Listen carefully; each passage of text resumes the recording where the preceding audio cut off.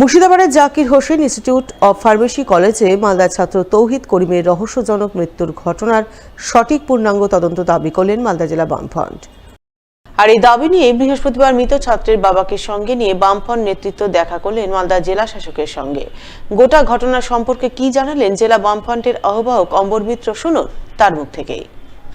গত 13ই আগস্ট তারিখে মুর্শিদাবাদের জঙ্গিপুরের যে Zakir Hossain institute of pharmacology আছে, সেইখানে মালদার একটি ছাত্র, মাত্র 19 বছর বয়স, রহস্যজনকভাবে তার অস্বাভাবিক মৃত্যু হয়েছে।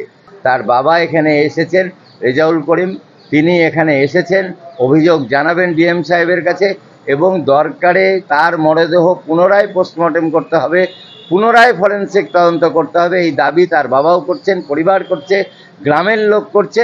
আমরাও জেলা বামফ্রন্টের পক্ষ থেকে সেই দাবি করছি, এই ঘটনার পূর্ণাঙ্গ তদন্ত করতে হবে। যে ঘটনা ঘটেছে, দুর্ভাগ্যজনক ঘটনা ঘটেছে, কিন্তু কেন কলেজ কর্তৃপক্ষ এগুলো সময় মতন জানাচ্ছেন না পরিবারকে? কোথায় রহস্য লুকিয়ে আছে সেই রহস্য বের করতে হবে। প্রকৃত দোষী কে সেই সমস্ত কিছু বের করতে হবে প্রশাসনকে। তাই আমরা মালদা জেলা প্রশাসনের দ্বারস্থ হয়েছি। সুষ্ঠু বিদ্যুৎ পরিষেবা প্রদানের উদ্দেশ্যে বিদ্যুৎ দপ্তরের উদ্যোগে বৃহস্পতিবার এক বৈঠক হয়ে গেল মালদার রতুয়া 1 নম্বর ব্লকে। বৈঠক অনুষ্ঠিত হয় ব্লক দপ্তরের বিদ্যাসাগর ভবনে। বৈঠকে রতুয়া 1 নম্বর ব্লকের জেলা পরিষদ, পঞ্চায়েত সমিতির ও গ্রাম পঞ্চায়েত স্তরের জনপ্রতিনিধিরা অংশগ্রহণ করেন।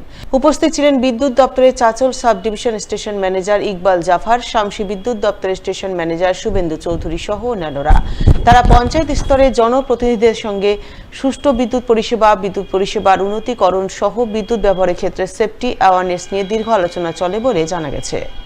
যে আমরা বিদ্যুৎ পরিষেবা যেভাবে আমরা দিচ্ছি, সেই বিদ্যুৎ পরিষেবাটাকে আরও কীভাবে উন্নত করতে পারি, তার মধ্যে গিয়ে বিভিন্ন রকম যেটা সমস্যা, হয়তো আমাদের কাছে ইনফরমেশান আসছে, হয়তো দেরিতে আসছে, তো ওই জন্যই যারা পাবলিক রিপ্রেজেন্টেটিভ, ওনাদের কাছ থেকে হয়তো আমরা দ্রুত গতিতে ইনফরমেশানগুলো পেয়ে যাই যে কোথায় কী সমস্যা, সেগুলোকে আমরা খুব শর্টেস্ট টাইমে সেগুলোকে সলভ করতে পারি, যাতে আমরা মানুষের পরিষেবাটা বাড়াতে পারি। এটাই আমাদের মেন উদ্দেশ্য ছিল। তার সঙ্গে একটা সেফটি অ্যাওয়ারনেস, যে যাতে কোনো রকমভাবে কোনো অ্যাক্সিডেন্টকে আমরা এড়োতে পারি, কোনো মানুষ বা তার কোনো ক্ষতি না হয়।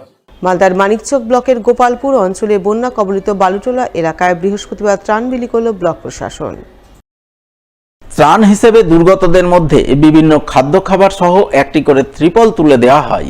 এই ত্রাণ বিতরণ পর্বে হাজির ছিলেন স্থানীয় জেলা পরিষদ সদস্য মালা রহমান, পঞ্চায়েত সমিতির কর্মাধ্যক্ষ শেখ সাকিরউদ্দিন, পঞ্চায়েত সমিতির সদস্য মোহাম্মদ আসিরউদ্দিন, গোপালপুর অঞ্চল প্রধান আঞ্জুনারা খাতুন সহ অন্যান্যরা। তারা বালুটোলা এলাকার প্রায় 450 বন্যা কবলিত পরিবারের সদস্যদের হাতে এদিন ব্লক প্রশাসনের পাঠানো ত্রাণ সামগ্রী তুলে দেন বলে জানা গেছে। বন্যার জল তো বাড়তেই আছে, এর ফলে আমাদের এলাকায় একে একে ডুবতে আছে।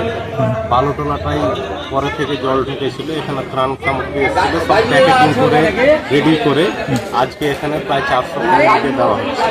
এখানে ত্রিপল, চাল, ডাল, সরষার তেল। প্রশাসনের পক্ষ থেকে মানুষের পাশে সবসময় আছে ব্লক প্রশাসন। ডিএম সাহেবও এখানে তদারকি করছেন। আমাদের এমএলএ ম্যাডাম সাবিত্রী মিত্র মহাশয় সর্বক্ষণ মানুষের খবর নিচ্ছেন, পাশে আছেন। আমরাও ওনাদের সৈনিক। আমরা সবসময় এখানে মানুষের কি বিপদ আছে, কোথায় কি সমস্যা আছে, সব কিছু ঘুরে ঘুরে দেখছি। যেখানে যেখানে যা কিছু সমস্যা হচ্ছে, আমরা সর্বক্ষণ মানুষের খবর নিয়ে সেগুলা সলভ করার চেষ্টা করি।